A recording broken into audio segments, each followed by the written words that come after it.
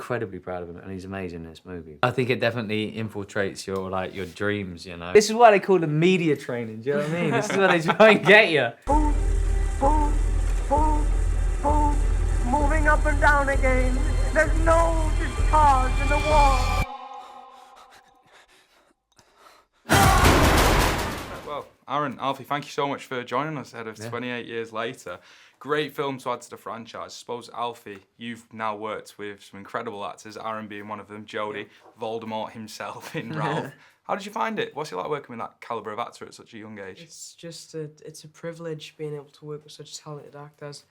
And yeah, they're all very nice and treat me very well. And I'd love to work with them again one day because they were great. And it's nice to have another northern voice in film, mate. It's really good. Were you impressed, Aaron?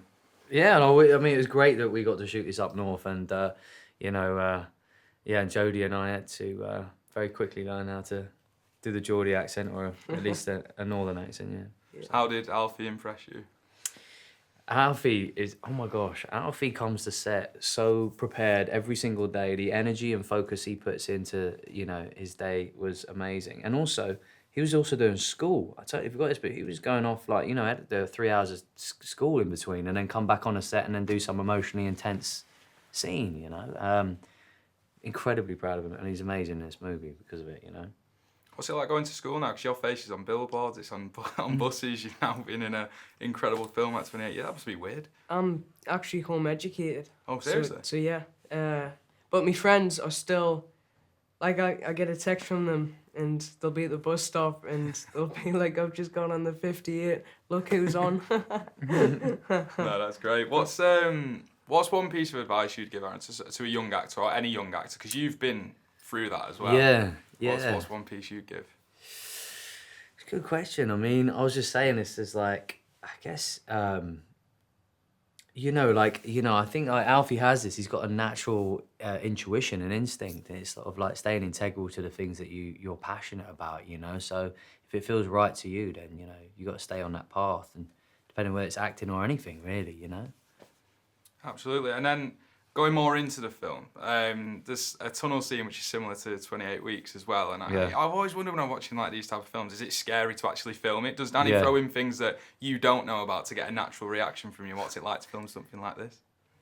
Yeah, did he do that a few Yeah, times? I feel like he he did. did. I think he did. Many yeah. times, but I can't remember specifically. Sometimes you get it, and then you know it's going to come the second take. Then, so you know what I mean. You get a Yeah. nice little spontaneity. It might happen, and a happy accident. It was definitely like refreshing every time there was like something. It was something different. Yeah. A lot of the time. Yeah, but it was very intense. Yeah, I mean, it's hard not to be intense when like those things are chasing you. It's just crazy, but it's very fun and gets you blood pumping. Yeah. And is it a little bit scary whilst you're doing it as well, or is it? Yeah, I think it definitely infiltrates your dreams. You know, when you've got like a gang of infected running down the hill full speed at you, for sure. Why do you think we do love zombie films so much? It seems to be just something we're just so passionate about. Yeah, well, I mean, instantly it builds in the tension and the stakes. You know, you got that fear, and then from that, it means that you can then create more emotions around it. Weirdly, you know, especially in Danny Boyle's movies, it's always kind of like an intimate family drama, or something kind of more is at stake than just what you're seeing in front of you. So, I don't know. People like survival movies as well. Yeah. Or putting yourself in that situation. Like, what would it really be like? How would I be? You know, I guess. I think people like how lonely it is sometimes, you know, like just, you know, there's like no cause or anything, and I think it's beautiful.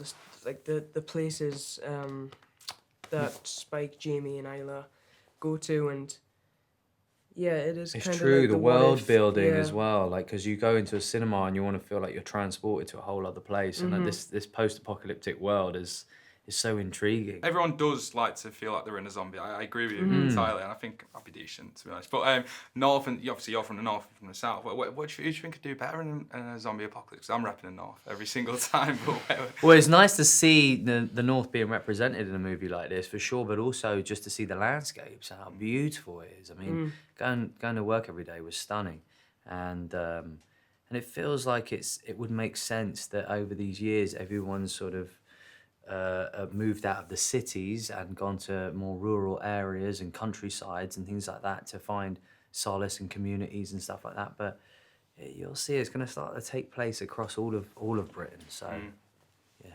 For sure. And we talk about how films have shaped people's lives, people's cultures, and everyone's relationships. And there was a film that you were involved in when you were young, which is Angus Thongs and Perfect Snogging. Yeah. Right. What's it like to be part of a creation and a key part of something that has genuinely like shaped people's relationships and friendships and I suppose British society in general, which is really strange to think about. It fascinates me, to be honest. Okay, yeah, I guess I never really thought about it on a bigger scale like that, because I don't feel like, I don't think, what we do is, I mean, I only feel like it's singular, I just feel like you just attach yourself to things that you feel passionate about or enjoy, and the hopes is that it becomes something for the audience and people, but anything beyond that, I think, you've lost a sense of, I think your ego is talking. Do you know what I mean? I don't feel like it has any more, I don't feel like that's me who's had that purpose, you know what I mean?